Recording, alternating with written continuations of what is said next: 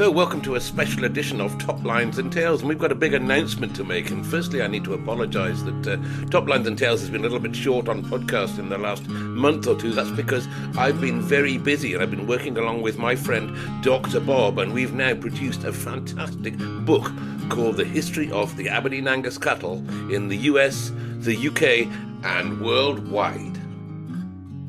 So Dr. Bob is here on the call with me today on a podcast, and we're going to announce, Bob, that we've been writing a book. Oh, we've been writing a book for 2.5 years, and I'm glad to be back on your podcast. It's been a while, and I always enjoy it. But yeah, we've been very busy behind the scenes. You and I and Tom Burke of the Angus Hall of Fame.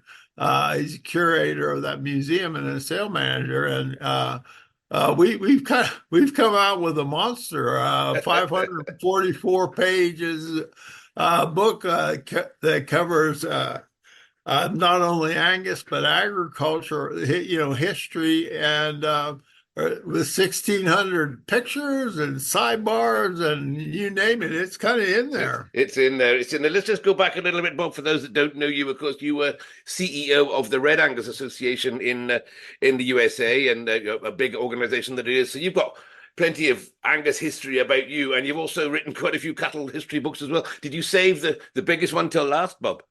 Oh, this is by far the biggest one. This may be the last of this scale that I ever attempt. I think I'm going to go back to little smaller books for sure. But I not only was CEO of Red Angus I was there for 13 years.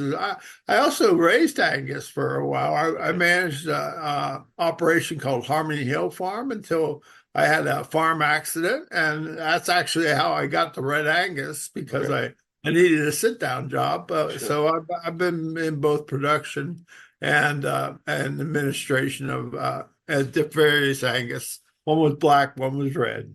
Okay, and I said you started this thing. I'd already been involved in writing an Angus book over here, which kind of fell by the way, and you started writing this one over there, and it just seemed like the right collaboration for the pair of us to get together. But it was a little bit of a jigsaw, really, to start with. I think probably we were going down the same line, because we're talking about the history of Angus in Scotland, but then at some stage we had to separate, and you've kind of taken the history of the USA, Angus in the USA, and I've taken the history of the Angus in Scotland, and we've picked up other parts of the world in there as well. And then of course we brought in Tom.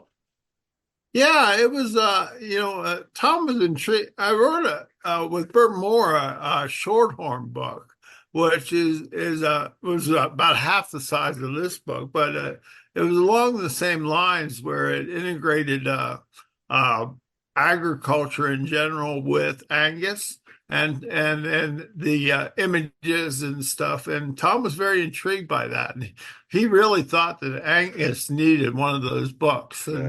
And in the interim, you and I had become friends, over the internet. We never actually had met face to face. Oh, no, that'll come. But we celebrate with a bottle of champagne when we sell our millionth book.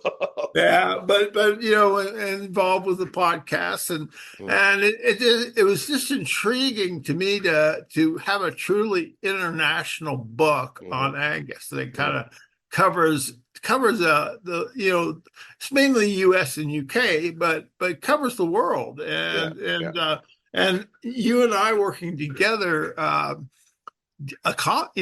gave us the skills to try and attempt that anyway. And then Tom came in, and Tom is just such a wealth of information. He's incredible. Incredible. Yeah, it's really. I mean, he can come up with the most obscure pedigree that ever was, and he's right on it. And so that's how kind of the team was built. And Tom, don't forget, Tom's also got a history of writing books as well. He's written 3 or 4 himself, hasn't he? Or certainly collaborated on 3 or 4 in the past. Yeah. Oh, more than that. I mean, he's written, I think, 11 books. Okay. His most famous one is Angus Legends, which is a 2-part, 600 pages each on all the famous Angus bulls and cows that on both in the UK and the US. Hmm. I mean, it's a monster 2-part series, and so that's kind of the Bible of pedigrees, Sure. and only he could have written that. So that's what he's most famous for. But he's done it on juniors and Earl Marshall, and I mean all kinds of books he's pumped out, and But mainly Angus, and for the purists, of course, the books on mainly Angus are those reference books, a bit like the Barclay and Heath one that I've referred a lot to. But we've gone kind of past that, really. We're not a This isn't a reference book. This is a coffee table style book that I think anybody would pick up and enjoy. You can open it at any page, and you'll learn a snip of the history, and it might not be anything to do with cows at all. It could be just somebody that's kept some cows and then had a motor parts business or something. So there's a lot more than just Angus in this book. I think that's what sets us apart. well, yeah, it's an interesting book because the way it's set up, there's the main thread that of Angus history that goes, from beginning to end, and then there's a lot of sidebars in there, which are things that are related but a little bit on the periphery, and then there's some beautiful art in there all the way through. But a lot of it has never been seen. We cracked open a collection that John Dawes and I invested in about 20 years ago, and we've just had it in a vault as an investment. And we cracked that puppy open and unloaded that into here. And I mean, so you can read fun sidebars. They're kind of self-contained stories. You can read the main body of the flow throughout the book of Angus history and agriculture, or you can just look at the wonderful images that take you through time. So, I mean, it's kind of it's a three-way book. You can short stories, long story, or just images. Yeah, yeah, That's and it's brilliant, as you said. We're very grateful to your stack of images there, and obviously I've supplied a few, and we've got images from various places, all been credited to their owners. Quite a few came from the Aberdeen-Angus Society in the UK. Some lovely old pictures in there too, and but we kind of listed a few milestones, didn't we? As we sort of went through, we from the beginning to the end, we said, well, at the end of the book, I put a bit of a roadmap really of where the breed has been, and it's what an interesting, a fascinating roller coaster journey the Angus have had. Oh, absolutely. I mean, I think you should, come in on that. But one thing is, so many people in Angus, I certainly here in the U.S., kind of thought Angus just kind of came down like manna from heaven in perfect form. And that's not the way it worked. It was a lot of strains of cattle in northeast Scotland, and there was also Shorthorn was penetrated up into that area, and other strain, and Galloway certainly, and Fifes came up around, and so I mean there was a lot of strains of cattle that were used, and they took the best of the various traits from all these strains and bred like to like until they bred true, and regardless of relationship, basic Robert Bakewell, and then it just goes from there on how the cattle adapted to feed resources, as the British Ag Revolution completely changed the cattle, and on through fads, belt buckle fads, and then frame race over here, and gosh, it is a roller coaster. I mean, the fat that was needed during World War II, it's really quite fascinating how things changed over time. We tried to pull that together into sort of separate chapters. I think we have 26 chapters in there, and each one of those sort of is another sort of time scale, if you like, and some a bit more US centric and some a bit more Scotland centric. But as you said, the dual purpose cattle originally, when tallow was worth more than the beef was, and then we went to the smaller cattle there, and you picked up a milestone there of an animal called Dot, who was one of the first of the smaller, more compact beef cattle to start winning the shows. And it was all about shows back then, wasn't it? It was all about the expositions. Yeah, that drove the whole thing for a long while. Well, I mean, and they were totally necessary. I mean, shows. Well, I mean, we can talk about EPDs today or EBVs, but I mean, shows were served the purpose of selection that was drastically needed. I mean, for one thing, type had to be set, and shows served that purpose of what was the proper type for different breeds. And it was through that comparison that we got what was right for the different breeds in the different environments, etc. And it also shows they exemplified what these breeds were good at, like Angus in the U.S. at the International, just dominated all the steer shows and carcass shows. I mean, just absolutely no one even got close to them. I think they won every carcass show but one, and at the International. And the other thing about shows is transportation. At the very beginning, transportation wasn't very good. So you could come and actually meet these breeders in one place and see their product and stuff. And so from a marketing standpoint, it was absolutely necessary because you just couldn't go tromping around to all these, places that were off the road. So gosh, shows were absolutely critical, and they were needed. They did the job. They made the breeds what they are today. But they do, as we've highlighted again in this book, there was in certain cases the undoings of these because I'm not going to point a finger at the Americans, but in an American way, if something is small, then smaller is better, and smaller is better. And these belt buckle cattle just became extreme, didn't they, Bob? I mean, you define belt buckle cattle because the full-grown animals were no taller than your belt buckle. No, I mean, absolutely. I mean, we started in what we called you went back to Dot. Dot was made champion in 1888 at the American Fat Stock Show. And he was known as the first baby beef because they had been, these 2,000, 3,000 pound monsters. He was a 2-year-old. He was much younger and weighed 1,500 pounds. And that was considered baby beef. And then we got to World War II, and tallow became valuable again because they could precipitate out the fat glycerol and with salts, and then they used the fat to make soap. And then that glycerol, if you added 2 acids to it, became nitroglycerin. So it was very valuable during World War II. So they made them. They took them down in size and really easily fattened. But after the war, the tallow lost its value, as it should have. But they kept taking them down and down and down and down into smaller and smaller cattle. And so it just absolutely made no sense. It got to where they were digging slit trenches leading with a stanchion, at the end of it, so that they could get the cow low enough where the bull could mount her. So you're off the tracks when you got to dig a slit trench for a bull to breed.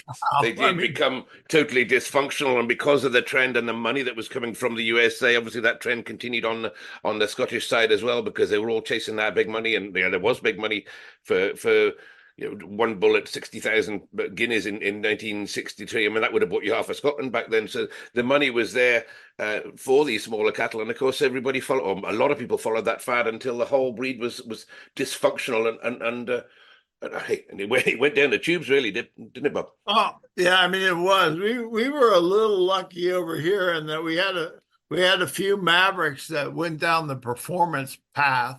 Like Y Plantation with Lingle and Carlton Corbin and Maury Corbin in Oklahoma, and with the Emulous cattle. That all those base cattle did come from Scotland, though. That for those herds, but they kind of snuck over there, and you guys you were bamboozling by selling them the big frame cattle. So anyway, they came. We had that kind of base of the Forbeses with red cattle, but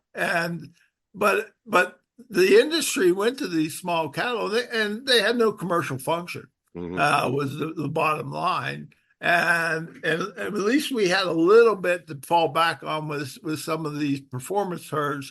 You didn't have as much to fall back on, and gosh, it was because you were trying to please us. And the money really got good when we got dwarfism over here. Now we had some clean bloodlines, but the UK was clean of dwarfism. I don't think there was any dwarfism at all over there, and there was never any reported dwarf calves out of a UK bull over here. So that just drove your market even more. And gosh, purebred fads, extremes rarely are ever good, and Well, we seem to go there all the time. let's talk about the next fad then, or the next milestone, if you like, on the roadmap was the frame race. And as you talked, I've never heard it referred to as a frame race till I met you, but that's exactly what it was. If big is good and even bigger is better. And you've got some great example photographs of some of those animals with legs 4 or 5 feet long, just towering over the top of the people there. And again, breeding animals that weren't really very functional there either. But the show ring drove that, didn't it? Yeah, it did. We had tax laws that, we had a really, really high tax rate. It was 70% was the top marginal tax rate. But people weren't expected to pay that. They were expected to invest back into the economy through tax loopholes. And purebred cattle were one of them. And it was really easy to sell to these rich, ignorant people one-dimensional cattle. So if you just tell them tall is the best, the tallest one's the best one, they can understand that fairly well, And so we just went stupid and got these monster cattle, and they also have monster birth weights. I mean, the bigger the birth weight, the better, and also the longer the cannon bone, because 75% of the cannon bone at birth it'll be 75% of its mature cannon bone length. So we were measuring cannon bones when they were born and how much they weighed, and most of them were dead. Unfortunately, most of our national champions were born dead. But anyway, but it was silly because in the pictures behind the cattle, you would see maybe a cowboy hat. And then you would see legs underneath, under the belly, and that was it. You never saw any faces because they were all behind the animals. And there's some absolutely fantastic examples that you've made in one chapter there, which hats off to you, where you've put the performance bred cattle, or the cattle that are bred by the likes of Dave Nichols and what have you, who were breeding for performance cattle, weren't interested in the show ring, and then you've pictured those in a sort of a collage alongside some of these tall cattle, and you really can see the difference. And as you said, it's ridicule almost, isn't it? Ridicule. Yeah, I mean, one animal in there, I was looking up, the EPDs on that, and this is just a short story. Whenever I was at Virginia Tech, we had a embryo that was donated out of a bull called Wild Turkey. And Wild Turkey he was the biggest frame bull there was at the time. And we didn't know much about the bull. And and they put the embryo in a heifer. And I said, man, we had a vet school, so it was, we could get one pulled out the side pretty easy. But Dan Eversole was in charge. He was a faculty member in charge of the beef unit. And I said, I think we probably ought to C-section this calf out of here, because man, we could really have a wreck. With unknown Wild Turkey calf in this poor heifer, and we did, and it came out fine. We gave it prednisone induced, so the lungs and the gut would mature before we pulled it out. But anyway, I went back and looked at that animal's EPDs, and that bull's calving ease direct, it was like minus 24 or something, and the 95th percentile, that's as far down as bad as you can get on the percentile table, is -2. So, I mean, wow. This thing was in the stratosphere of bad, hard calving, and that was typical, unfortunately. I mean, hell, we have birth weights that were higher than the yearling weights in some cases. So. Going against common sense, going to get common sense. And as I said, you picked up that, and the performance side of it then led into some very clever men realizing, certainly on our side of the water and yours, realizing that there's something need to be done. And then some very smart people, bit by bit, through the next 2 or 3 generations or human generations, piece the whole breed back together again to get it to where it is now. Yeah, and they based it off of performance, based it off of deviations within contemporary groups. Selection within in the herd in their natural environment as opposed to the show ring.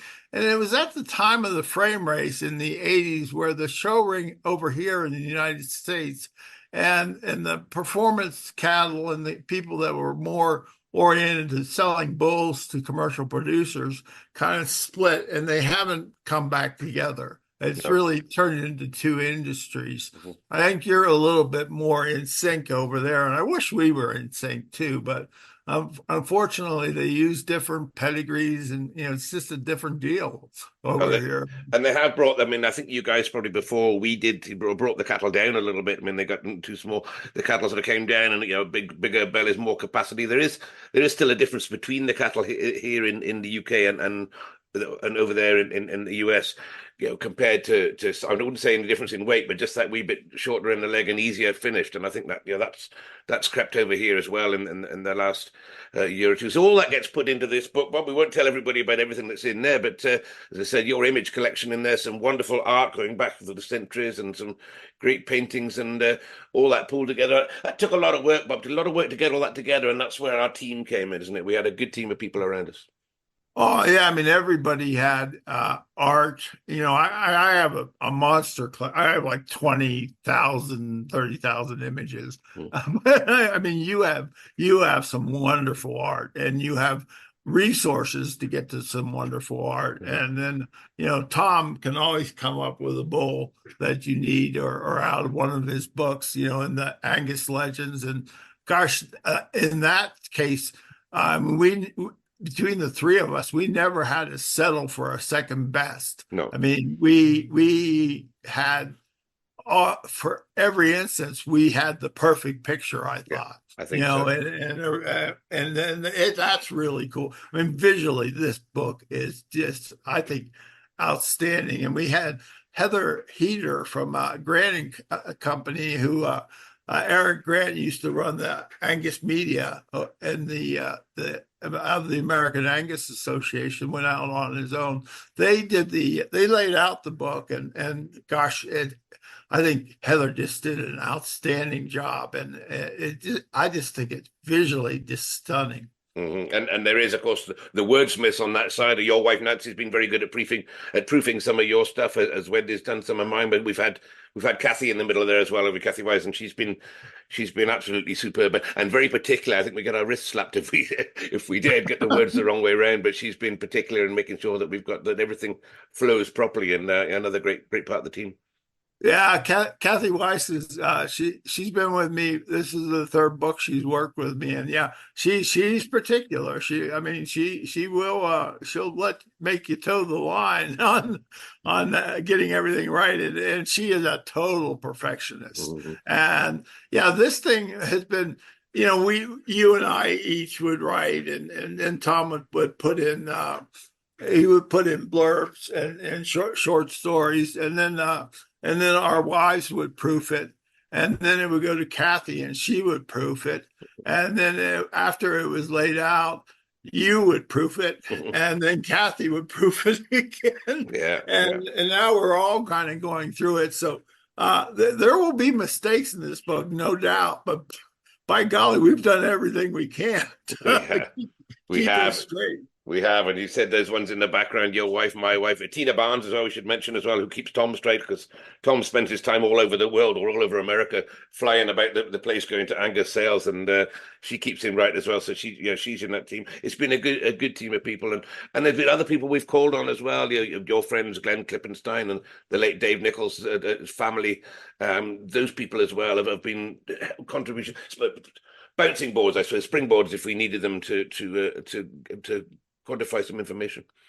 Well, I mean, there's so many people that I talk to. Gosh, it would be it'd be a really long list, but I mean, like Glenn wrote the foreword, which Mhm. was really nice of him, and Glenn and for the chapter 25, Glenn and Tom, Glenn doesn't live.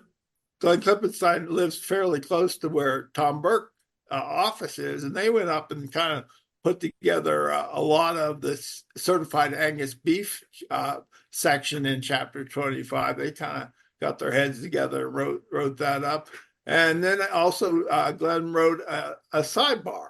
And so Glenn was a big help. And I mean, he is a wonderful writer too. So I mean, there's people pitching in like that. And I mean, Gordon Phillip, who has been on your podcast before, came over from Scotland in 1959. He's 85 years old and still runs 500 cows in the Kansas City area.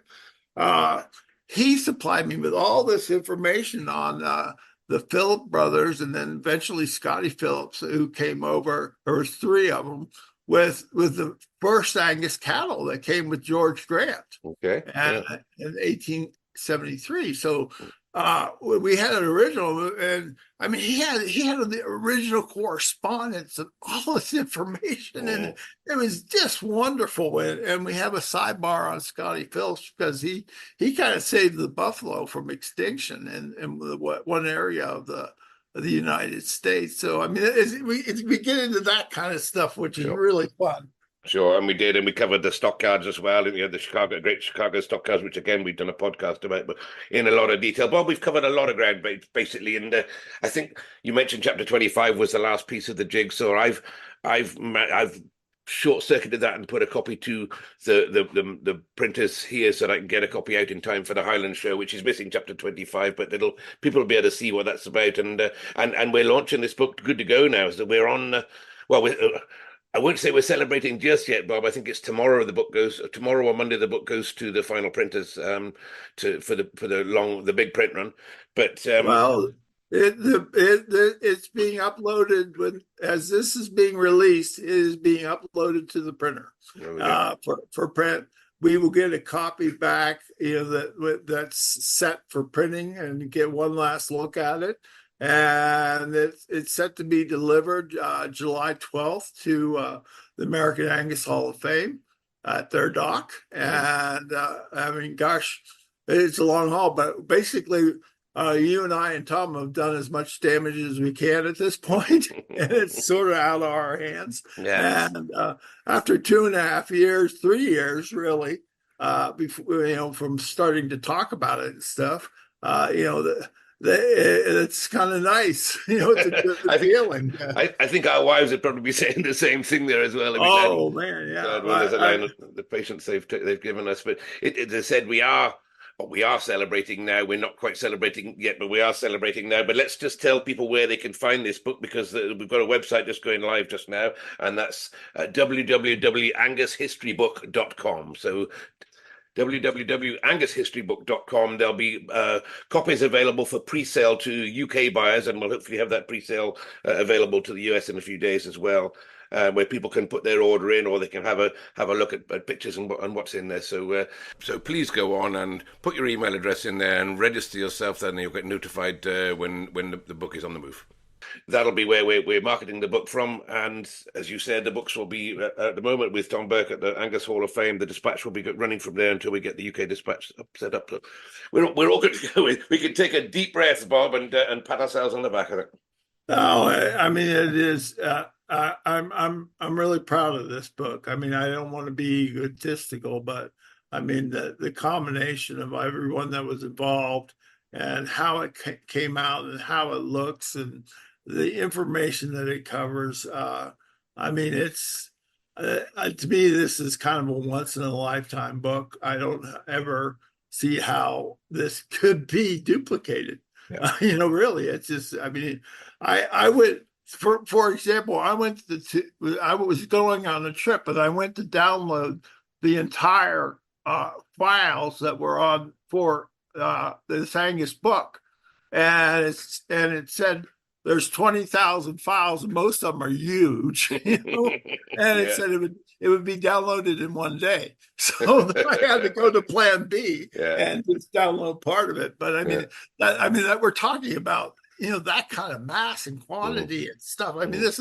was no small undertaking. Well, you're right, Bob. And I think the reason we undertook it, all of us, and the reason I run the Top Lines and Tales podcast is to record that history. But I think we both set out to do this. This is going to stand the test of time, Bob. There's been books written all around the world about Angus, and for the Angus purists, I'm sure they've all got collections of them in their cupboard there, and look the once over. But I think this book is, as you said, it's unique, but also it should stand. God, I'd like to think it'll stand another 100 years, Bob. Some of the research we've used, books 100 years old, I'd like to think this one is being used in a few more years, and the libraries and kids reading it. I think it's everybody's.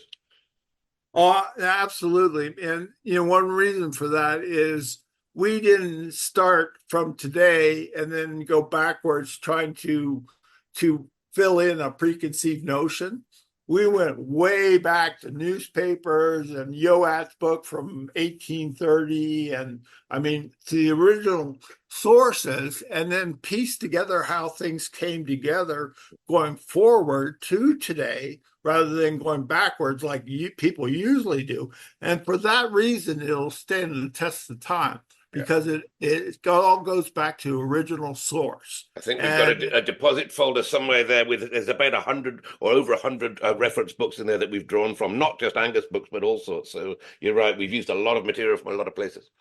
Yeah, it's been terrific. And, original books on the stockyards. There was one book I found on the building of the Chicago stockyards that was printed the year it was built. It was hot off the press. So, you can't get, newer information than that.